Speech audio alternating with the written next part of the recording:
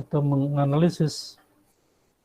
Jadi kita akan bicara bagaimana cara menghitung beda antara dua kelompok ini, ya. Antara dua kelompok, ini kasusnya eksperimen dengan dua kelompok, ya, dua kelompok. Jadi ada kelompok 1 dan kelompok 2. Kelompok 1 itu kelompok eksperimen, yaitu kelompok siswa yang diberi eksperimen. Tadi misalnya dengan Instagram. Jadi siswa di kelas ini dalam pembelajaran writing dia pakai WA plus Instagram. Sementara kelompok 2 sebagai kelompok kontrol itu enggak, dia hanya memakai WA saja. Nanti kita bandingkan hasilnya bagusnya yang mana, apa bagus yang pakai Instagram atau yang hanya pakai WA saja. Ini satu model eksperimennya. Jadi membentuk dua kelompok, ya. Yang satu disebut kelompok eksperimen, ya. Yang lain kelompok control group. Nah, eksperimen yang lain itu siswanya sama, kelas yang sama, cuma beda waktu. Jadi yang dilihat adalah perbedaan nilai mereka karena waktunya berbeda. Nah, di dalam penelitian PTK ini sering, atau penelitian eksperimen sering disebut sebelum dan sesudah. Jadi satu itu sebelum memakai Instagram, 2 itu setelah pakai Instagram. Ya. Jadi 1 itu mewakili siswa yang sama, ini hanya diberi kode aja 1 sebelum pakai Instagram, kemudian yang 2 itu setelah pakai Instagram, kemudian nilainya seperti ini. Jadi tentu nilai ini adalah nilai hasil tes, gitu ya, hasil pengukuran.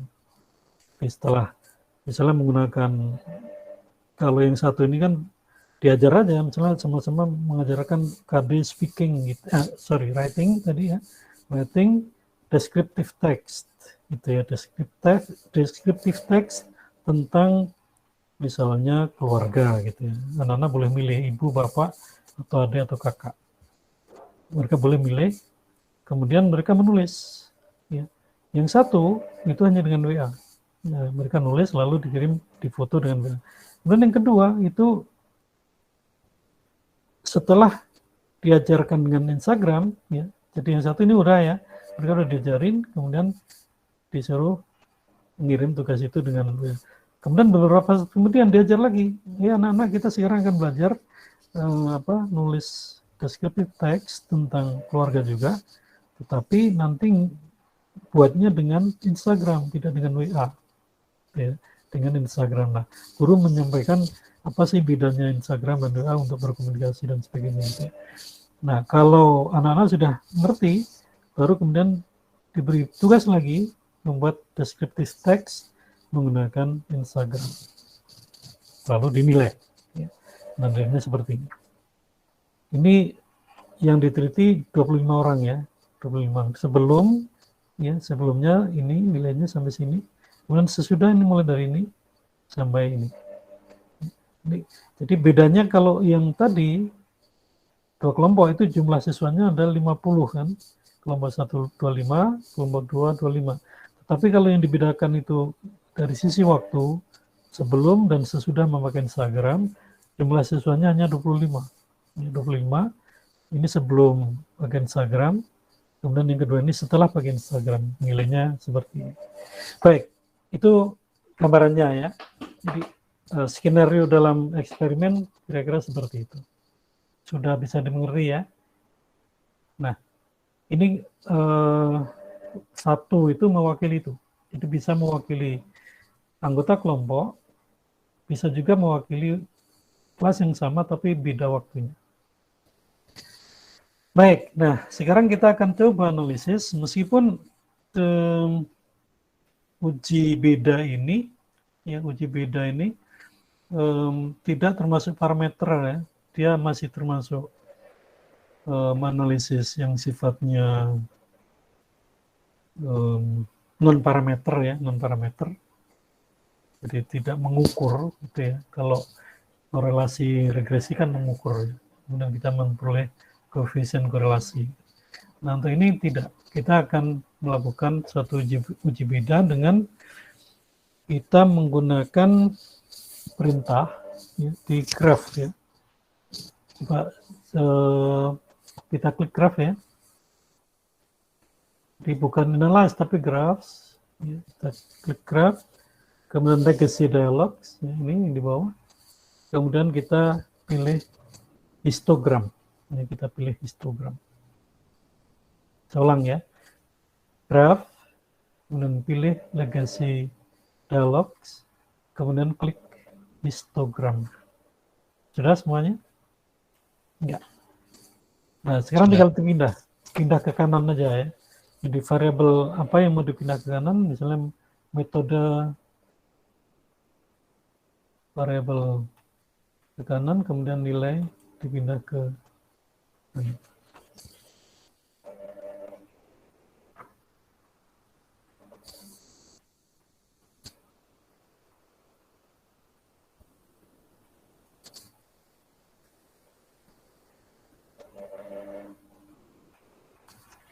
Sebentar, yang ini dari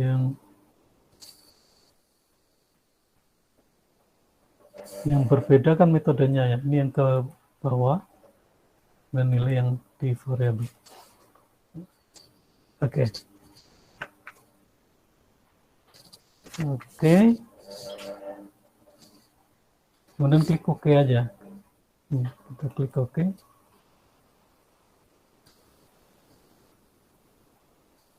Kita klik OK. Nanti outputnya kita masuk ke output dulu.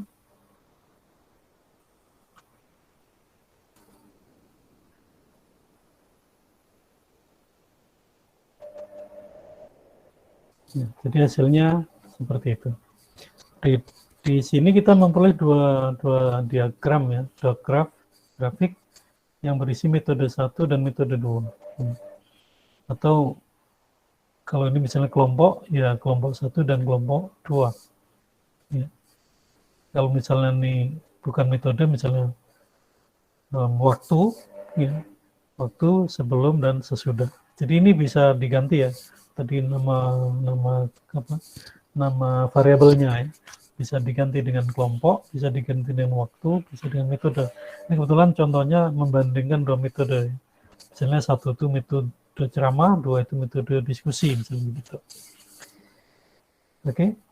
Nah, sekarang bagaimana cara kita menganalisisnya? Maka kita harus klik ini ya. Kita klik, ya. Kemudian kita klik kanan.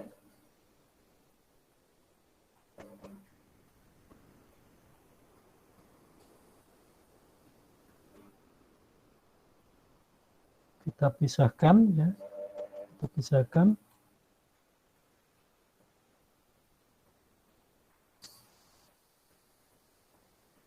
Kemudian kita klik kanan ya. Di sini setelah kita pisahkan jadi dua ya. Kemudian kita klik kanan, kita klik show distribution curve. Nanti akan muncul garisnya ya. Kurvanya akan muncul. Jadi sederhana sekali sih sebenarnya untuk apa?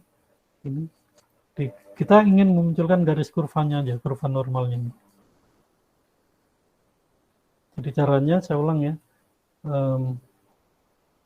Ini sudah muncul garisnya ya. Tadi kan belum. Ini di klik 2 kali ya. Klik 2 kali karena sudah muncul ya. Ya udah. Jadi yang belum muncul, sudah muncul semua belum garisnya? Muncul window baru, Pak. Iya, memang kalau ini diklik 2 kali muncul baru kan? Kalau sudah muncul klik kanan. Kalau belum muncul garisnya ya klik kanan. Kemudian di paling bawah itu ada, nah ini kita di hide ya. Ini tadi kan begini posisinya ya, belum ada garisnya kan. Ini diklik kanan, kemudian show distribution curve, itu yang pilihan paling bawah. Ya. Jadi di dalamnya, di dalam grafik itu, kemudian klik kanan, kemudian pilih yang paling bawah, show distribution curve. Itu kita minta supaya ditunjukin kurva distribusi datanya. Dan ini sudah muncul ya kurvanya. Kalau sudah, kita pilih yang normal aja, kemudian close. Udah muncul, kalau udah ini keluar aja dari sini, close. Nah otomatis di output itu sudah muncul garisnya. Ya, sudah muncul garis kurvanya. Sudah muncul. Sudah semuanya? Sudah, Pak. Oke. Nah, sekarang cara kita menginterpretasi histogram ini adalah bentuk dan sebarannya ya. Jadi yang akan kita lihat bentuk dan sebarannya. Bentuknya sama apa beda nih kurvanya? Kurva normal hasil dari tadi data ini. Jadi kurva ini kan menunjukkan berapa yang ada di dalam. Jadi ini kemarin sudah saya jelaskan ya, berapa yang ada di dalam kurva, berapa yang di luar gitu ya. Jadi dihitung dari titik tengah ya, dari means. Nah ternyata hasilnya sama kan bentuknya. Kemudian sebaran datanya juga sama, meskipun ada perbedaan nilai tertinggi kan, ada di sini dan ada di sini, bedanya. Tetapi secara sebaran, ya, sebarannya sama karena kurvanya sama. Nah kalau kita sudah menemukan ini, maka berarti sudah kita temukan, ya, meskipun ada perbedaan median ya, tapi penyebaran dan bentuknya sama ya, penyebaran dan bentuknya sama. Jadi nggak ada misalnya ini satu ke sini, ya, ini satu ke kanan gitu, ini satu ke kanan, ini satu ke kiri misalnya, condongnya. Ini dua-duanya kan condong ke kiri, cuma kalau ditarik apa nilai rata-ratanya kan jadinya sama nih, ya sama, bentuknya sama. Nah ya. Nah kemudian kita kembali ke data ya. Ini output yang satu, kita kembali ke data. Kita kembali ke data. Kita lakukan analisis berikutnya. Kita akan melihat bagaimana plottingnya ya, bagaimana plottingnya. Caranya adalah kita klik analyze, ya. Klik analyze. Sudah semua?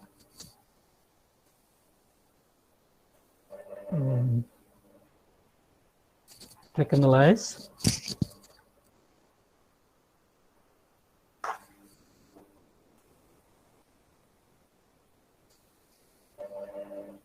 Klik analyze, kemudian klik descriptive statistics.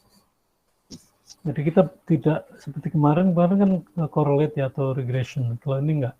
Ini kita descriptive statistics, kemudian explore ya. Kita pilih explore.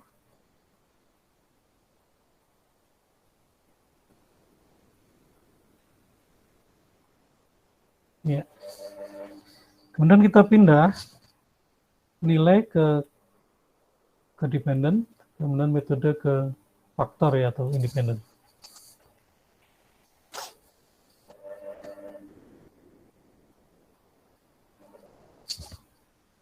Udah semuanya, udah dipindah. Jadi nilai. Sudah. Oke, kemudian kita klik plot ya, kita klik plot. Nah, kita ingin membuat plottingnya kayak apa? Kemudian histogramnya. Ya.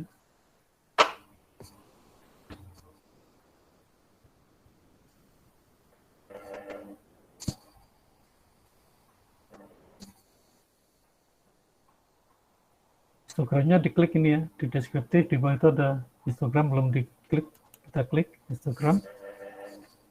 Kemudian normality plot, kita klik juga, ini ya, di bawahnya itu. Ya, normality plot kita, kemudian power estimation-nya juga diklik ya, power estimation.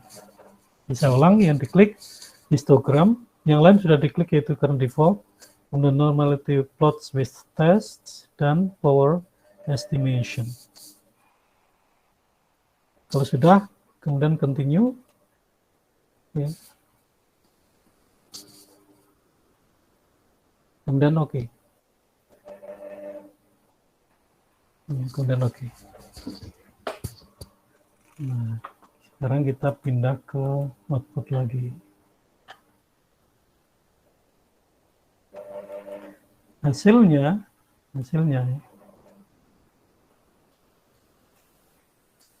Hasilnya seperti itu ya. Jadi ada summary,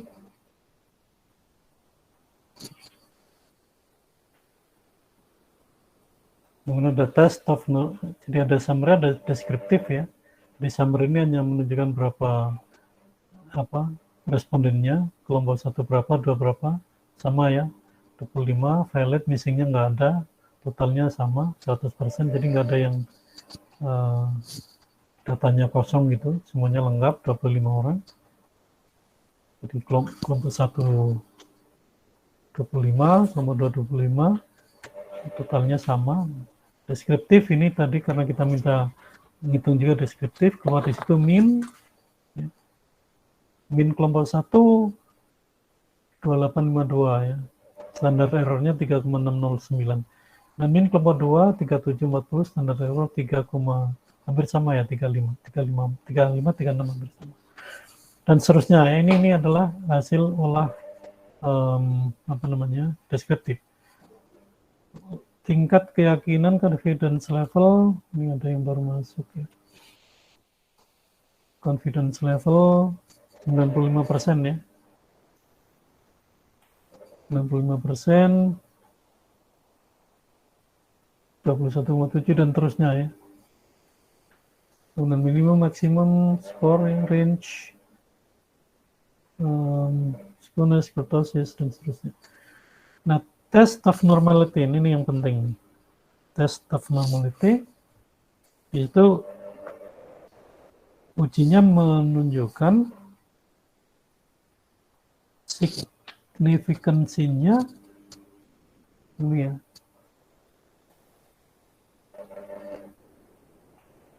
Adalah 0,00 ya. 0,00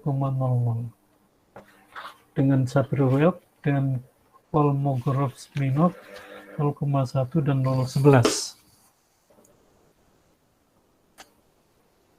Nah, karena ada angkanya lebih besar dari 0,05 ya.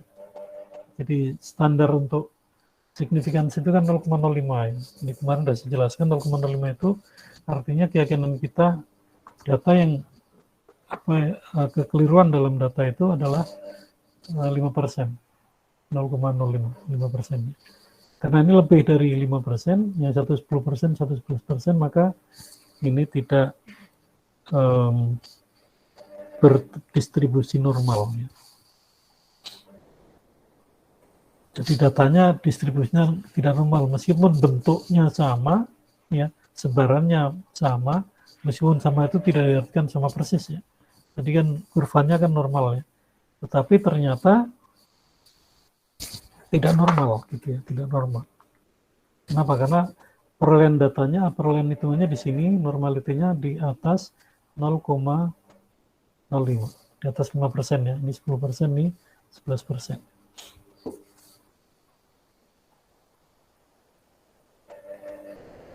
Nah, karena tidak normal, maka ujinya memang dengan menggunakan baik.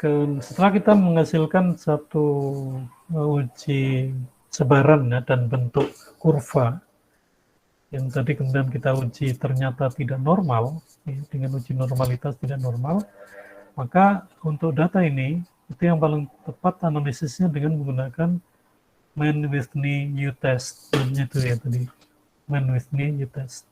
Meskipun dengan yang lain juga bisa sih, tapi karena saya ingin fokus ke situ aja dulu, karena itu yang paling banyak dipakai ya, Mann-Whitney U-test, sesuai dengan kriteria sebaran dan bentuk datanya tadi ya, di kurva normalnya seperti itu.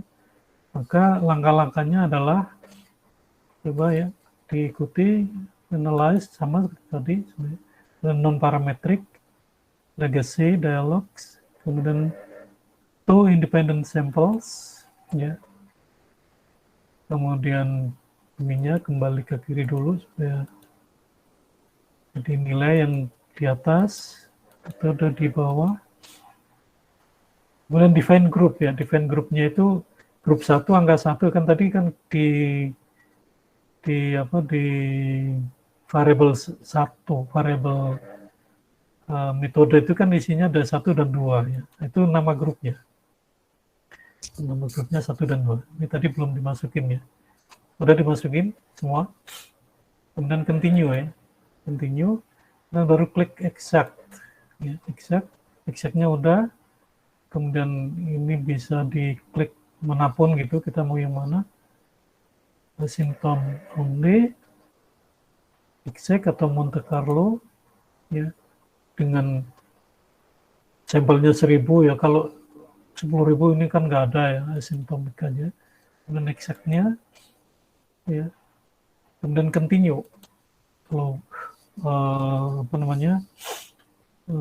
sampelnya banyak memang pakai tadi Monte Carlo ya. Kemudian option klik deskriptif ya. Kemudian exclude cases list twice ya. Dikeluarkan itu.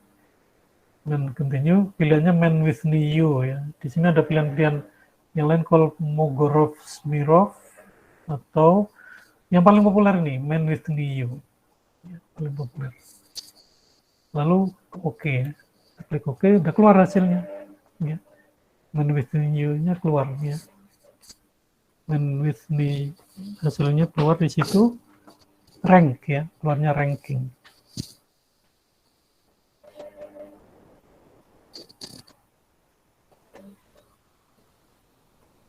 Jadi yang pertama ada tabel deskriptifnya. Ada perbedaan min ya antara nilai dan metode. Mohon maaf Pak, window-nya belum diganti. Oh iya, lupa lagi. Sebentar. Window-nya harus pindah ke output ya. Kita lihat di outputnya. Tapi sudah keluar ya di masing-masing, di laptop masing-masing. Seperti ini ya hasilnya. Jadi deskriptif statistiknya ada perbedaan min. Ya. Kemudian di situ nilainya di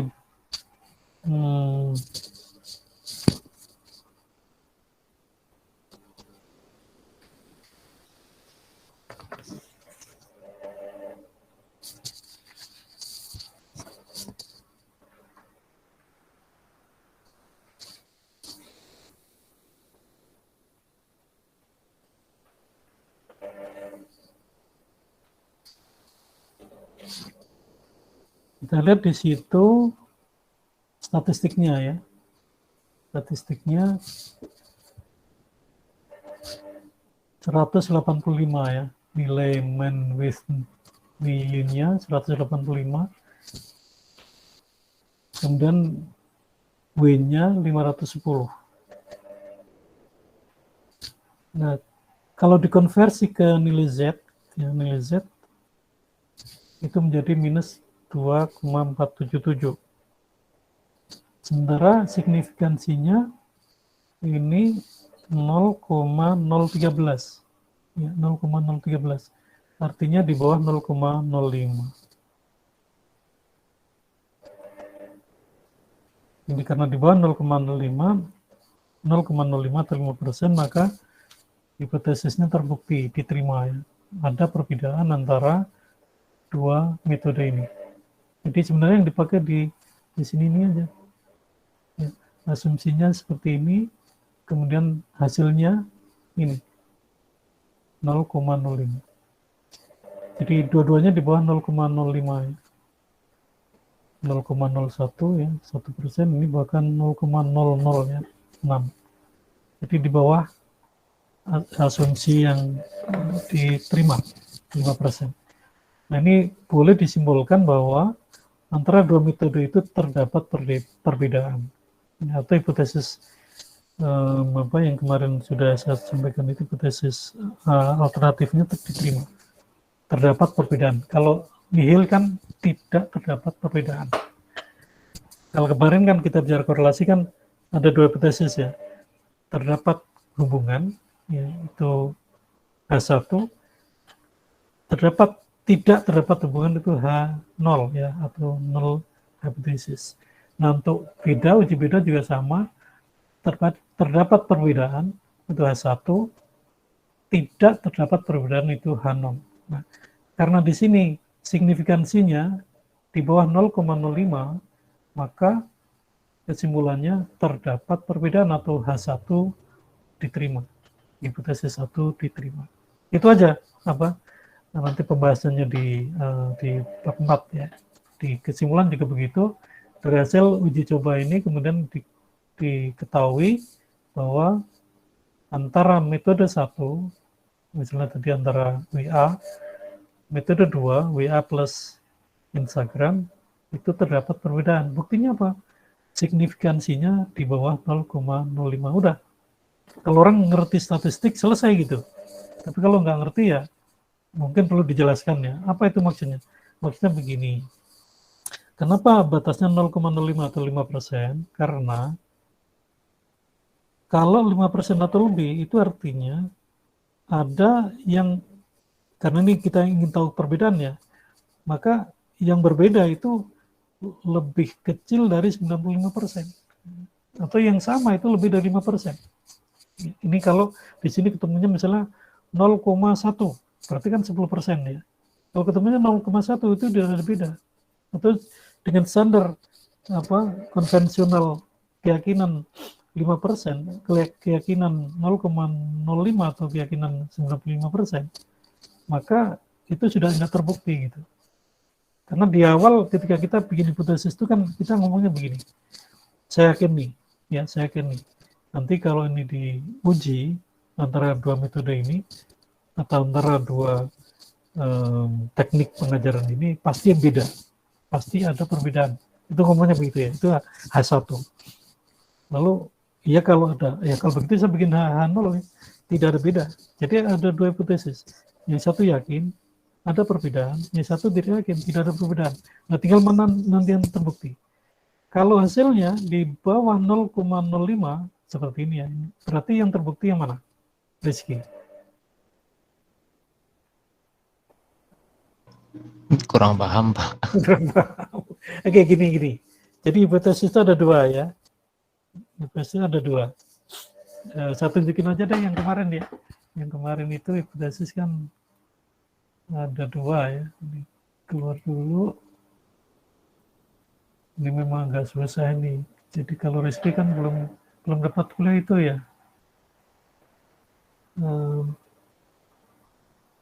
Belum dapat kuliah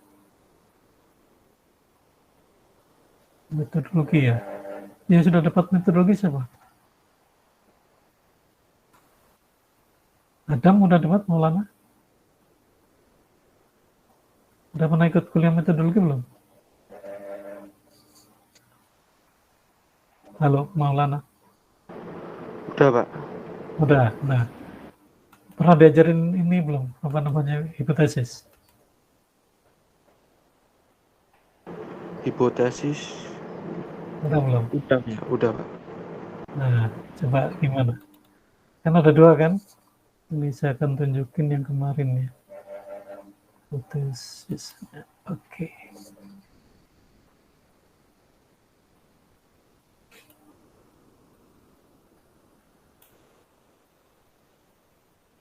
Nah, seperti itu ya. Jadi, sudah kelihatan? Sudah. Nah, hipotesis itu ada dua ya. Ada yang 0, ada yang 1. Ini ada 4 karena ada ada 3 variabel ya. Jadi hipotesisnya ada 4. Tapi dalam setiap hipotesis itu paling nggak ada dua. Yang satu 0 hipotesis, yang satu alternatif hipotesis. 0 hipotesis itu selalu dimulai dengan tidak, ya, tidak ada hubungan, tidak ada beda, ya. Sementara yang alternatif hipotesis itu ada. Nah, jadi yang 0 itu nggak yakin, yang alternatif itu yakin, gitu ya. Jadi kalau ini hari ini kan kita bicara tentang perbedaannya. Ada nggak sih beda antara WA saja dengan WA plus Instagram, gitu ya? Ada nggak bedanya sih? Nah, hipotesis yang pertama itu akan bilang nggak ada, ya kan? Nggak ada. Nah, keyakinan ini tentu harus ada dasarnya ya. Dasarnya misalnya hasil penelitian sebelumnya. Atau bisa juga kita yakin ada. Ada bedanya. Dari mana? Ya dari pengamatan, dari penelitian sebelumnya. Ya. Jadi tidak ada hubungan antara budaya dan kepuasan. Ada hubungan antara budaya dan kepuasan. Lalu variabel yang lain, tidak ada hubungan antara iklim dan kepuasan. Tidak ada hubungan antara iklim dan, karena ini variabelnya ada 3 ya. Kalau 3 maka hipotesisnya ada 4. Tapi kalau tadi karena hanya 2 ya, metode 1 dan 2, maka itu hanya 2 hipotesisnya. Ya, hanya 2. Supaya lebih jelas saya akan bikin aja deh ya di bawah ini. Jadi kita bikin hipotesis ya. Terus alternatif 1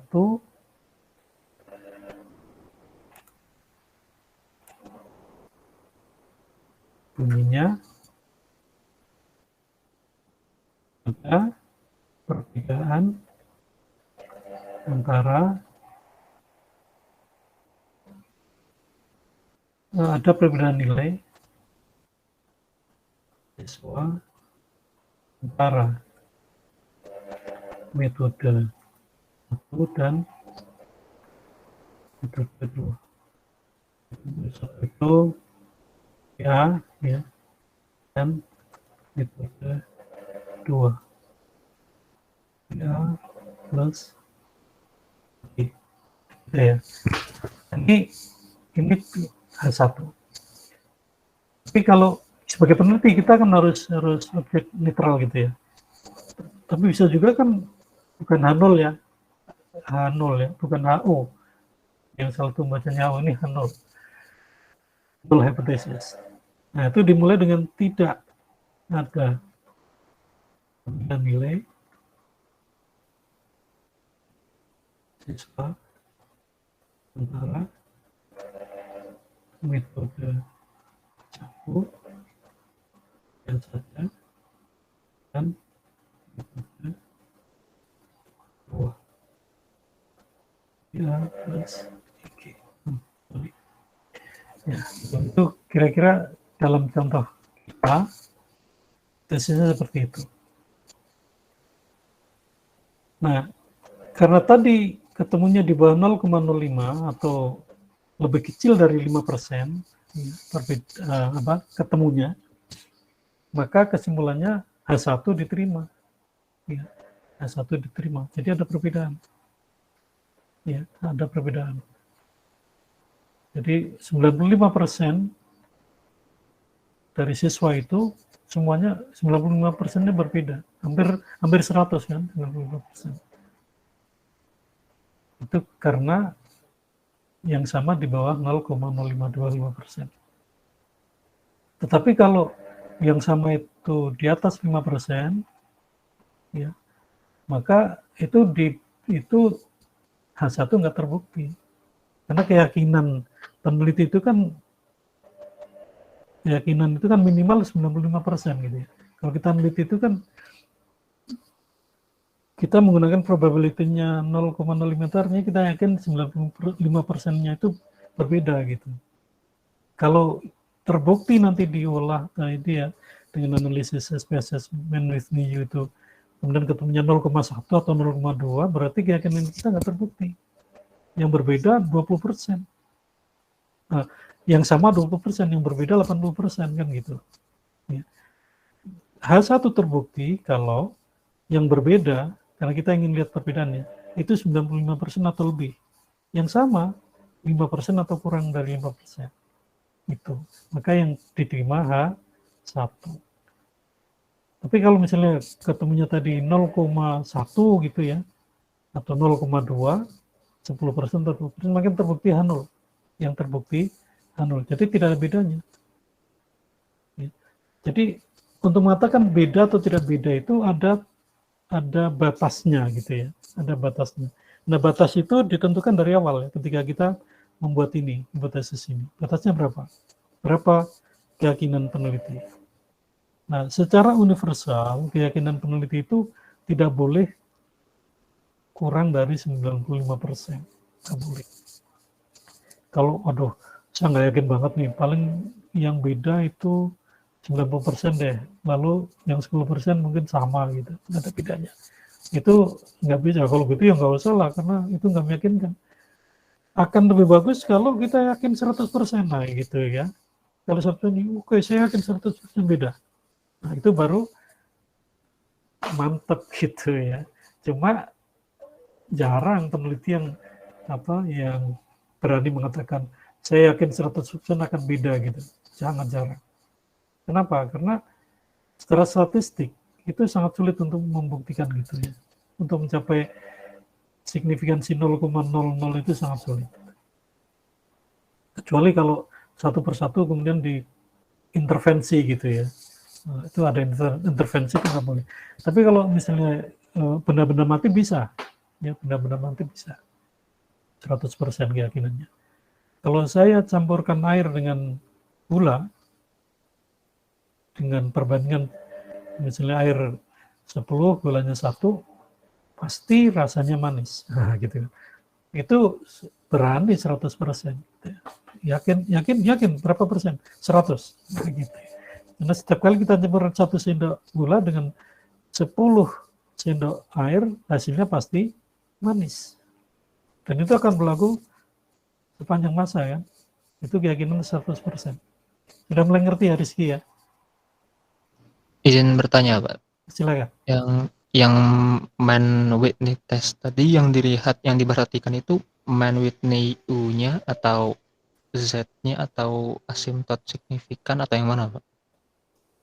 Yang dilihat di asymptotic significance ya, dan exact significance. Jadi significance-nya yang dilihat.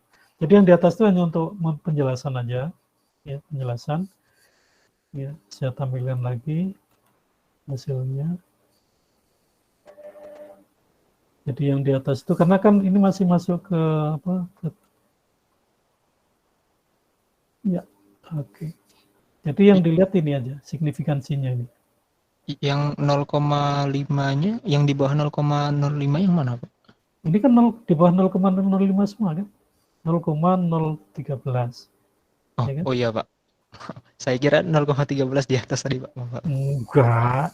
Kalau 0,3, 0,03, 0,03 aja masih di bawah 0,05 kan? Tapi kalau 0,13, nah itu di atas sudah. Ya kan? Kalau ini kan baru 1,3% kan? Belum sampai 5% ya kan? Yang di sini bahkan 0,06 ya. Lebih rendah lagi. Yang dibaca ini yang dicari sebenarnya.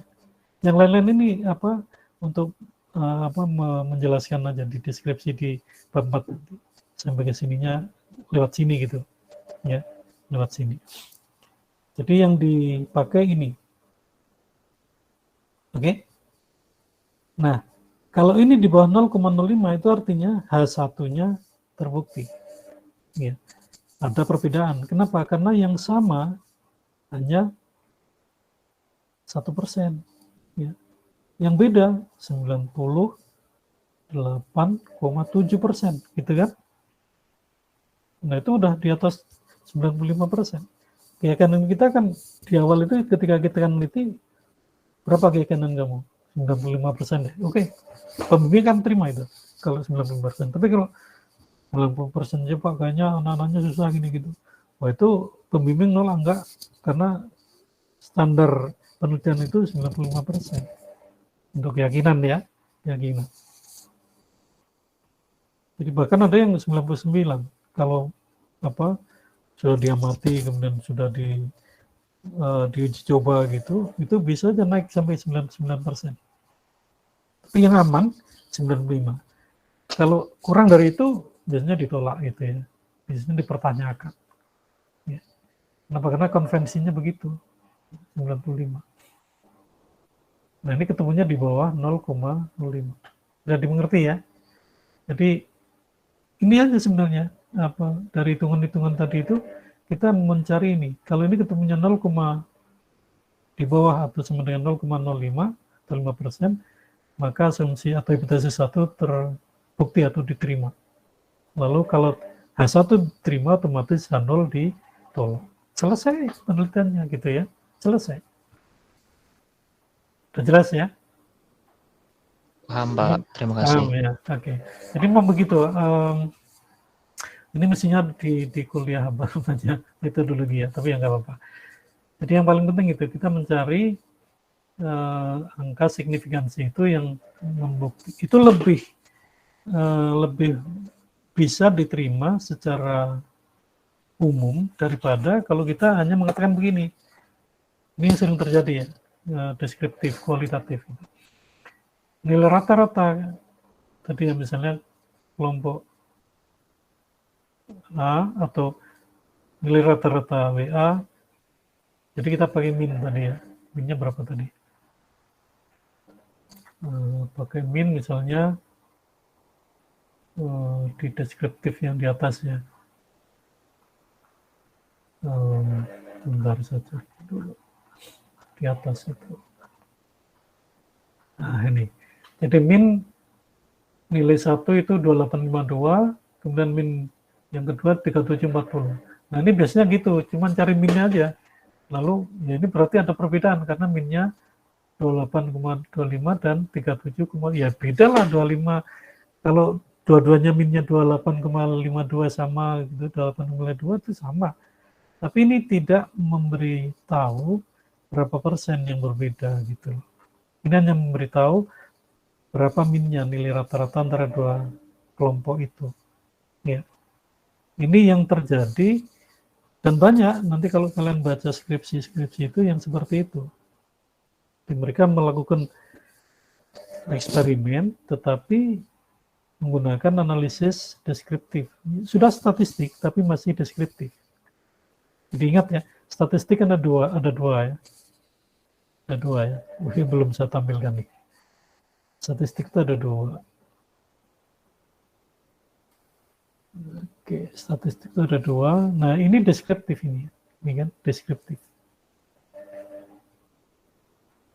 Deskriptifnya ya seperti ini hasilnya. Min ya. Ini minnya yang nilai 1 28,52.